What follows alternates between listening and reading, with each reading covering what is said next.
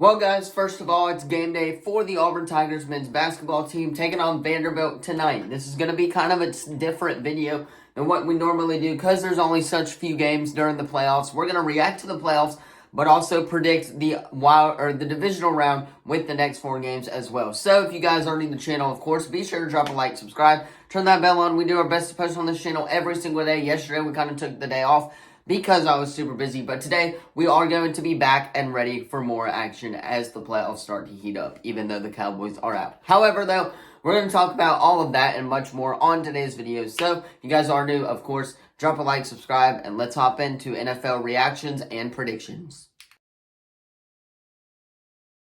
Alright, so the first game of the day, these reactions are going to be a lot shorter than they normally are. That's the Browns taking on the Texans. I actually watched a little bit of this game as the Joe Flacco insanity run comes to an end.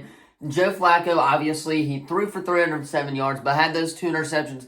That really cost him the game. C.J. Stroud, though, played out of his mind. He was 16 of 21, 274 yards, and 3 touchdowns on the day as well, highlighting some more offensive plays for the Houston Texans. Devin Singletary scored. He led the team in rushing. Nico Collins, Brevin Jordan, and Dalton Schultz all had touchdowns for the day as well, as C.J. Stroud lit it up and put an end to the Joe Flacco insanity run. Moving on, you got the Dolphins getting absolutely obliterated by the Chiefs. This is one of those that I actually had right in my predictions, but I didn't have them in any other playoff bracket that I did. However, though, the Chiefs obviously getting the win. Tua struggled. He was 20 of 39, 199 yards, 1 touchdown, 1 interception on the day. Tyreek Hill catching the lone touchdown. Not really anything else to highlight for the Miami Dolphins. However, taking a look at the Chiefs, Patrick Mahomes, 23 for 41, 261 yards, and 1 touchdown. Isaiah Pacheco also had a touchdown, and he led the team in rushing. Rashee Rice looks to be him when receiving. He led the team in receiving, 8 receptions for 130 yards, and 1 touchdown on the day as well. Defensively, Harrison Butker had 14 of those points as well. But defensively, I think is what sealed them the game for the most part. Putting that pressure on Tua like they did is what gave them the game away, and I think is what got into Tua's head that he cannot beat this Kansas City defense in the cold, and I think that's what eventually prevailed them to get this win as the Chiefs move on to face the Buffalo Bills.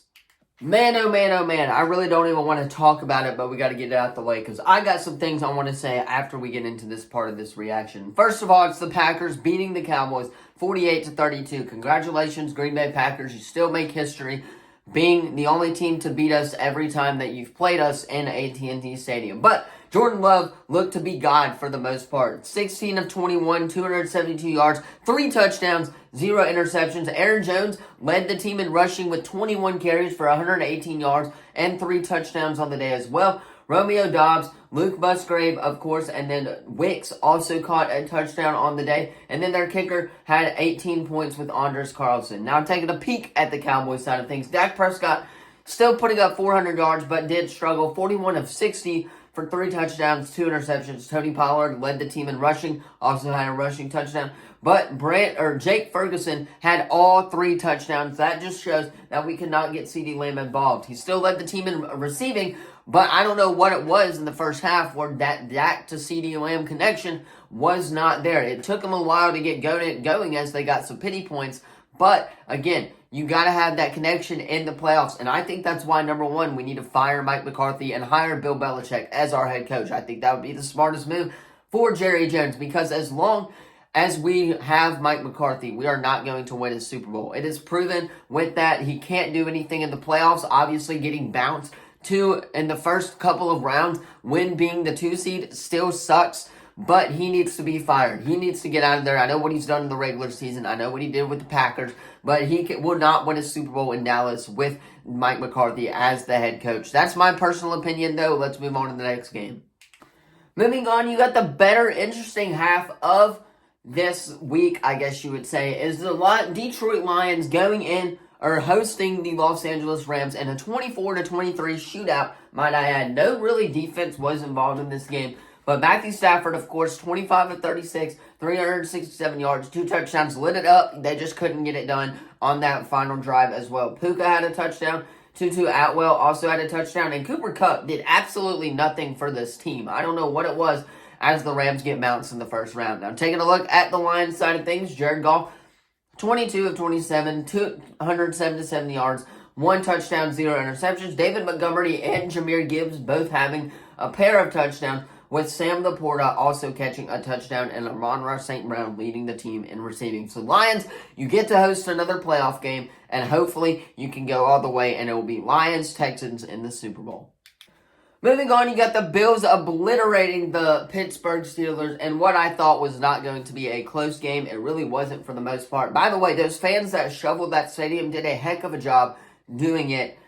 It looked a lot like a lot of fun being out there in the snow as well. But there were no assigned seats in this game for the first time in NFL history. You could sit wherever you wanted in NFL modern day history. Now, taking a look at the Steelers side of things, Mason Rudolph was 22 of 39, 229 yards, 2 touchdowns, 1 interception. This really isn't the same Mason Rudolph as we have seen. Dante Jackson caught a touchdown, so did Calvin Austin. But Josh Allen, I think the Madden curse is broken. I don't know why people are still talking about it when they made the second round in the playoffs as well and look to be further than that. Honestly, they go to beat the Chiefs, and we'll talk about that here in a second.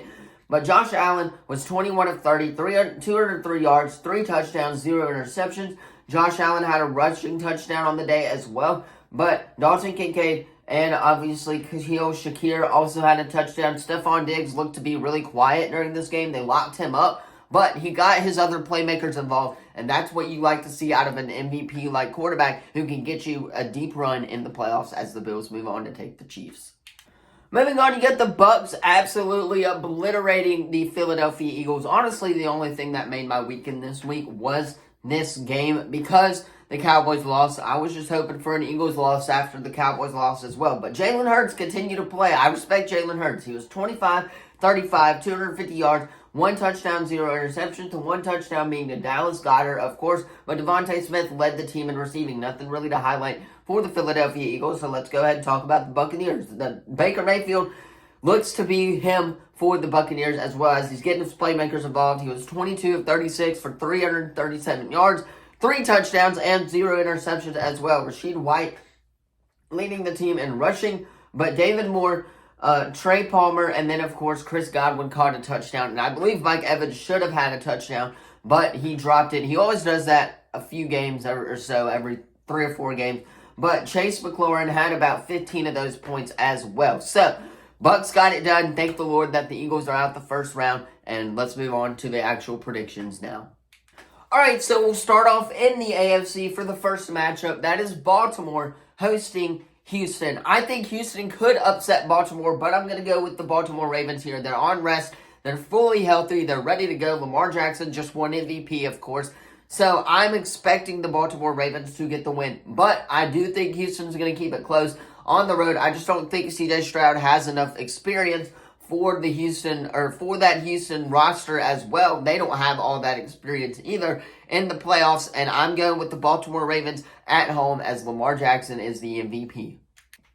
Moving on to the next AFC game, that's Buffalo hosting Kansas City this time. The last 2 times that Josh Allen has beat the Chiefs, both have been in Arrowhead. So what makes me think that the Bills are going to win this game? I think the NFL is somehow going to pull off a Chiefs victory against the Buffalo Bills in Orchard Park. But I think that the Bills are going to win this game because, number one, Josh Allen's played Patrick Mahomes a bunch. He's playing at home for a second straight week. And Josh Allen in the playoffs, we know, likes to thrive in primetime as well. So I'm taking the Buffalo Bills here against the Kansas City Chiefs at home, but I expect it to be close. Moving on, you got Green Bay going into San Francisco on the NFC side of things. It should be us going in or hosting the Detroit Lions, but it is what it is. Whatever, we're done. I'm going San Francisco here. I think San Francisco has what it takes to get to the Super Bowl this year. I don't think they will. I want it to be the Lions out of the NFC. They definitely deserve to go to the Super Bowl, but I just don't think they will. I think San Francisco is going to absolutely obliterate this Green Bay Packers defense. Brock Purdy, obviously, they got Christian McCaffrey back. Everybody's back from being healthy. What makes me not to pick the San Francisco 49ers in a blowout, as the Packers defense as well has also gone down with a couple of injuries as well. So I'm taking the 49ers here to obliterate the Green Bay Packers. I guess that's just the Cowboys fan in me, but we will see.